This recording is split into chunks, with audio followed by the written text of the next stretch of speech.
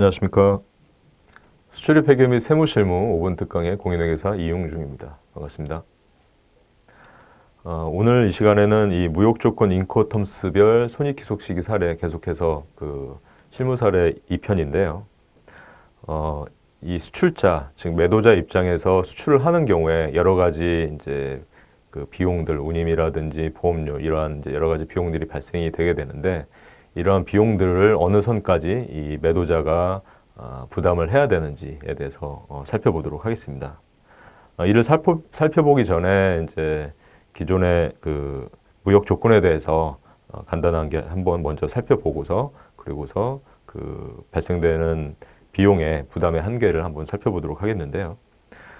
보시는 바와 같이 이 EXW 공장 인도 조건부터 DDP 관세 지급 인도 조건까지 여러 가지 이제 인코텀스 무역 조건이 존재를 하는데 먼저 이 EXW 공장 인도 조건의 경우에는 이 매도자가 수출자의 영업장 구내 또는 지정 장소까지만 책임을 이제 부담을 하게 되고요.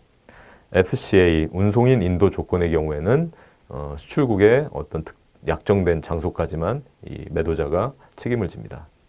그리고 FAS 선측 인도 조건은 그 선적항에 본선에 갑판에 올라가기 바로 직전인 선측까지만 매도자의 책임이 있고요.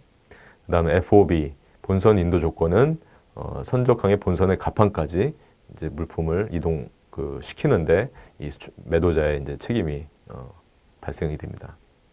그 다음에 이제 CFR 운임 포함 인도 조건의 경우에는 마찬가지로 본선의 갑판까지 매도자가 책임을 지지만 FOB와는 이제 FOB에 추가해서는 운임을 추가로 부담을 해야 되는 그러한 이제 범위가 좀 넓어지고요. CIF는 운임 보험료 포함 인도 조건이라고 해서 여기에는 운임 외에 보험료까지도 수출자가 부담을 해야 되는 그러한 무역 조건입니다.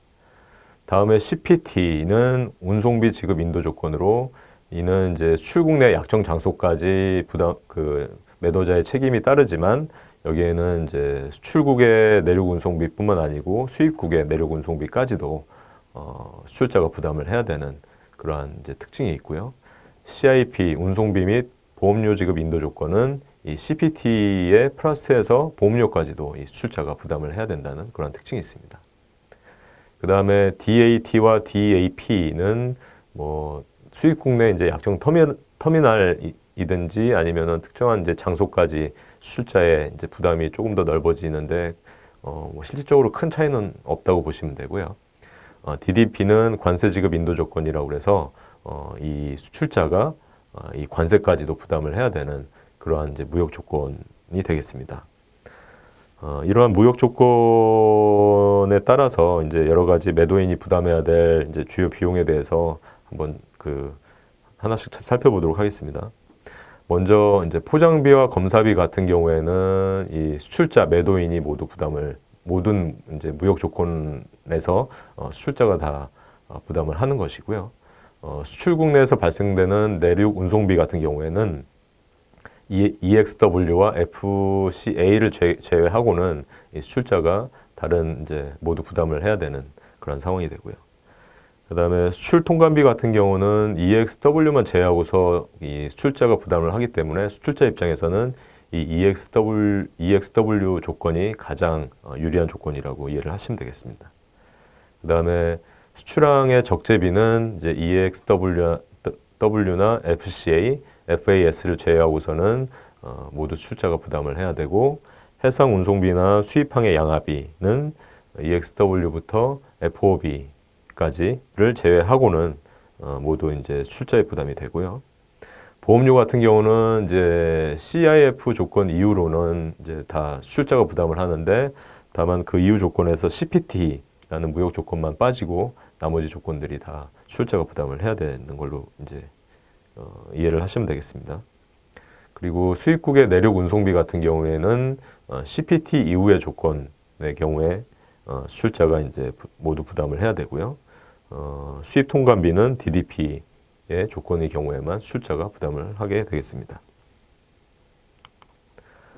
다음 사례는 이 운송 주선업자가 그 국제 운송 용역의 제공 없이 단순 서비스만 제공하는 경우 영세율 적용 여부인데요.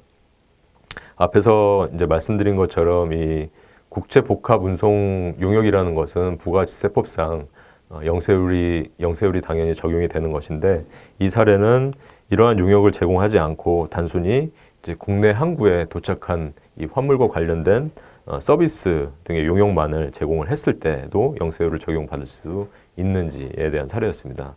따라서 이 사례 같은 경우는 그 부가세법상 영세율 적용 대상이 되는 이 국제 운송 용역, 그 외국 항행 용역에 해당이 되지 않기 때문에 영세율이 적용되지 않는다는 점 기억하시면 되겠습니다. 여기까지 수출입 회계 및 세무실무 5분 특강의 공인회계사 이용중이었습니다. 감사합니다.